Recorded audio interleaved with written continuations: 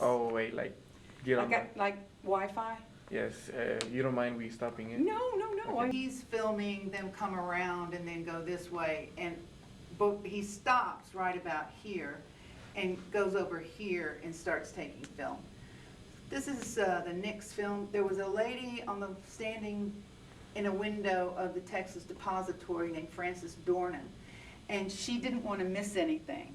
So she held the camera next to her eye. And she figured as long as she had the camera next to her eye, that she would be shooting the right thing. Of course, she's like never shooting the right thing. But when she does this, as he's coming by, she kind of wavers, and I'm right here jumping and screaming. And I think there's another one, a Hughes film, but I don't know. Those will be obvious. I'm wearing a pale blue ski jacket and like a black skirt and knee socks falling down. So just standing up, anything that's up high and light blue is me. I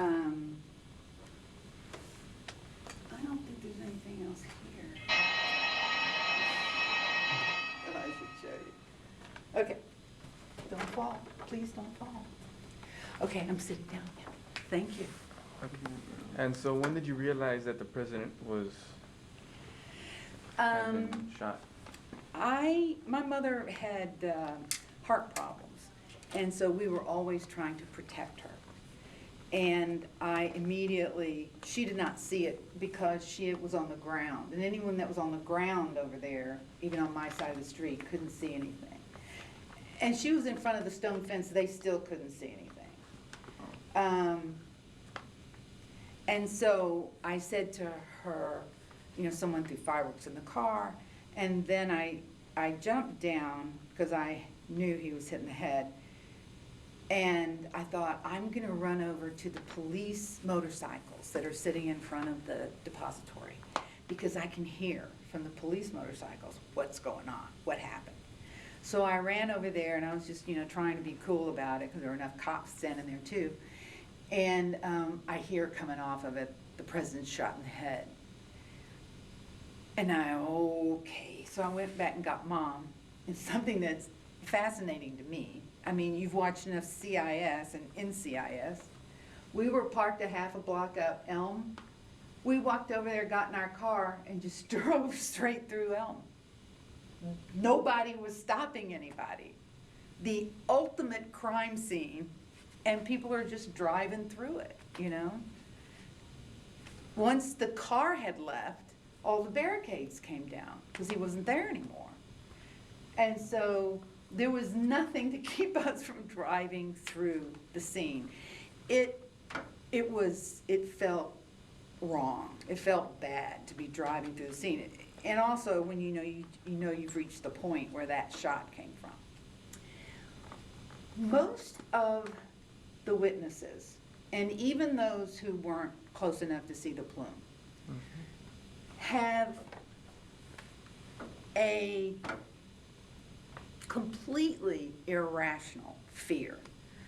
I'm one of those people that thinks, we've heard the word terrorism and terror this, that the word terror doesn't have the same kind of currency. It doesn't have the same weight that it used to, and that I feel like when you say terror to me, I remember the feeling as a little kid, terror. Not I'm afraid, not I'm this. Probably this was started because at like 4, my dad walked out with my kitten and killed it in front of me because it had done something he didn't like. When you're 4 years old, that person suddenly becomes life and death. You're just, okay, this man controls life and death. I'm not going to do anything to make him mad. So there's when you, it's right there. It was terror.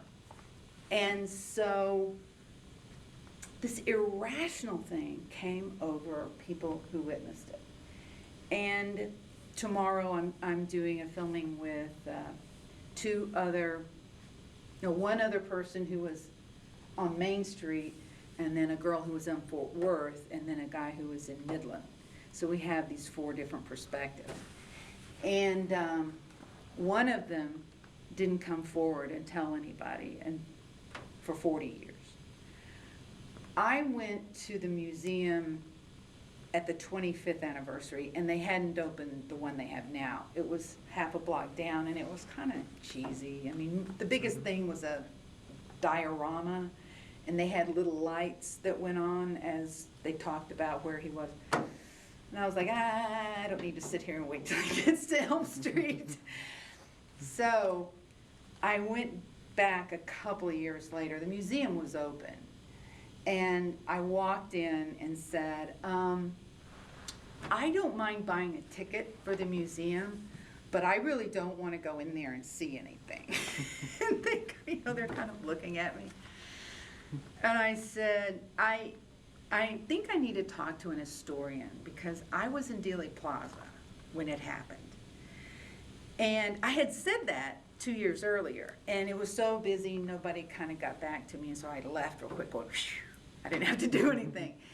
At the 35th anniversary, I was finishing my PhD, and my mother had died. And when something, it's usually something like that that triggers a witness to come forward. My mother died. Wow, the witnesses are dying off. I need to get down there and say whatever it was that I saw or that I thought I saw. And so I came back at the 35th anniversary and did exactly the same thing. You guys have been there, the big counter there before you go. Yeah. So I go up to the counter and I'm like, I'll buy a ticket to go in, but I don't want to go in. I think I just need to speak to an historian. And of course, the museum that's there now, they have historians working there. You felt like you had an obligation. An obligation, and also that there were professional people who were taking down these things, not someone who wanted to make a buck off of it in, something like that. But to keep it in records. This was legitimate. This was a record that, and it was amazing when I said, okay, now we're standing, they go, we know. Oh, well, first of all, I said, I need to talk to an historian. I was in Dealey Plaza. This girl goes, really? And she picks up a phone. She said, someone's here. What is your name? And I said, Tony Glover. She said, there's a Tony Glover here. And she just hung up, and about 10 seconds later, I was overwhelmed by historians going, are you Tony Glover? And I said, yeah, why is that important? And they said, because when you came by on the 25th anniversary, they had memory books. And I just wrote down real quick, I was standing on that thing when it happened, and when his head exploded, I said, oh, it's fireworks and whatever, and left. And they have now so many memory books that they have 1 million entries into these memory books. And one guy was starting to translate them all. He was trying to put them all in digital format. And unfortunately, a couple of years ago, he got Alzheimer's. And so now he's in pretty bad shape with all. And it crushes you because he knows so much about what happened. When I went into the historian office, and there were 2 or 3 people, and they said, okay, tell us your story. And so I did, but their offices have windows that look right at Dealey Plaza. And it was difficult to talk about it and not, look right there. Because when you look out of their windows, the street's only this wide. It's much closer than when you see it in pictures. Much closer. You can. And did you look out the window up there from Yeah. Could you not make that shot? I could have made that shot. Close. It was so close, and people think he fired this rifle from like 100 yards, like it was a football field. It may be 50 yards from the window to the bad shot, and it was closer. Plus, they almost stopped the car to make that turn. So it was basically a standstill. So it was almost standing still, going 1 or 2 miles an hour. And by the time the other shot, it had picked up, but only maybe to 10 or 20 miles an hour. And that's when Clint went running for the other car, and he grabbed it, and his foot came off. And he was literally being drugged by that car until he could get his feet up on the bottom part of it. And as soon as he did that, though, he just threw himself forward to push her back in the car. And he had let go of anything that could stabilize him. So he grabbed onto, of course, as soon as he pushed her back in and was that close, the president was dead. I mean, there was no, and, you know, turn away if you don't want to see that. But when it happened, she was covered in brain tissue and blood. The back of the car was slick with everything you can imagine. And the policeman on a motorcycle right here just got hit with the plume when he went through it. But he couldn't even stop to clean it up for a long time because he had then to go to Parkland and do all this other kind of stuff, working with it all over him. When they got to Parkland, the research I've been doing, and Clint says it on his oral history. When they got to the hospital, he said, first of all, I think they went about 80 miles an hour, and I was hanging on to the back seat on top of something that was completely slick, and they're going 80 miles an hour and turning and going into the, you know. He said, all I could do was hold on and hope I could hold on till they stopped. They pull up at the emergency room. Of course, Parkland's been called, and there's nobody there. And they pull up to the exit, and so Clint jumps out and runs up, and with another Secret Service. And as they run in the door, people are coming toward the door with gurney. And they get the gurney out there, and they cannot get the president out of the car. They can't get him out of the car. Between his back brace, Connolly being in the way, everything that had gone on. And I told you about the back brace because the first shot nicked his tie and certainly compromised his breathing. He was, you know, pulling it. It collapsed lung, I'm sure, is what happened. When that shot hit, you know, he stayed right where he was. But because of his back brace, he couldn't fall forward. It was impossible. And then when he was hit the second time, you see him going sideways because that's the only thing he could do with the back brace. He could go this way or he could go this way, but he couldn't go forward. And so when that last one just pounded that side of his head, he went over like this. And the first shot, the people who were standing right there said, Jackie said, oh my God, they shot Jack. And that was the only thing they heard from her. But that was what she yelled at first. And then when the explosion shot hit, she just jumped back. But if you go back to the Zapruder film and watch it real closely, she has leaned in front of the president and is trying to reach for his tie and is trying to do something like that. At that point, his head was here and her head was here. 1 inch to that side, they'd both be dead. 2 inches to that side, she'd be dead and he wouldn't. He'd have this, you know, to deal with, but they can save you. So that awful bullet came so close to killing her as well. It's just crazy how close it was. So anyhow, they got to the hospital. They couldn't get him out. They finally drug Connolly out and got him on a whatever and got the president out and got him into the ER. And the first people in the ER said, well, it's the president we've got to do. So they started doing cut downs on him, pump in blood, to do whatever they could. And the next doctor that came in put a tracheal tube in him because he couldn't really breathe. And not that he was breathing, because you have to have a brain to breathe. So he did that, and everyone was, you know, it was just a mass of people trying, each specialist trying to get their thing done, you know, get blood in him or fix a trachea. And then the brain surgeon walked in and pretty much, what are you guys doing? Why? You know, you save it.